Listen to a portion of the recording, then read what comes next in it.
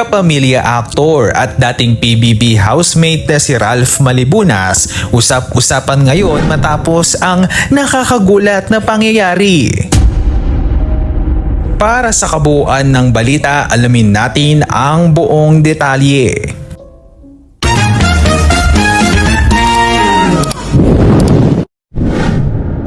Muntik nang humantong sa trahedya ang isang karaniwang gawain sa umaga matapos isugod sa ospital ang dating Pinoy Big Brother or PBB housemate at star magic artist na si Ralph Malibunas.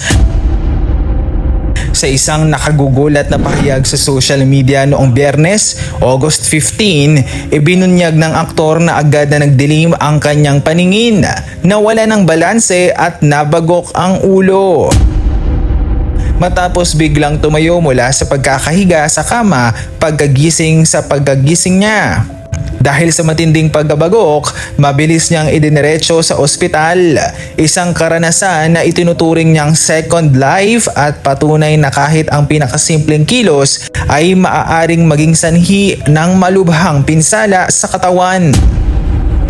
Nilinaw ng digital personality na hindi para sa clout ang kanyang pagsishare kundi upang magbigay ng mahalagang babala sa publiko tungkol sa tinatawag na bigla ang pagbaba ng blood pressure kapag mabilis na bumabangon. Ayon kay Ralph, ang pagmamadaling tumayo ay pwedeng magdulot ng pagkahilo, pagkahimatay at aksidente.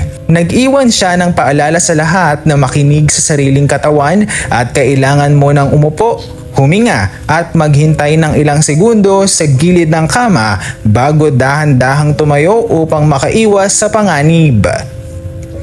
Kayo, mga kapamilya at netizen, may gawirin ba kayong biglang bumabangon agad pagkagising sa umaga? At babaguhin nyo na ba ito matapos marinig ang nangyari kay Ralph? Comment down below.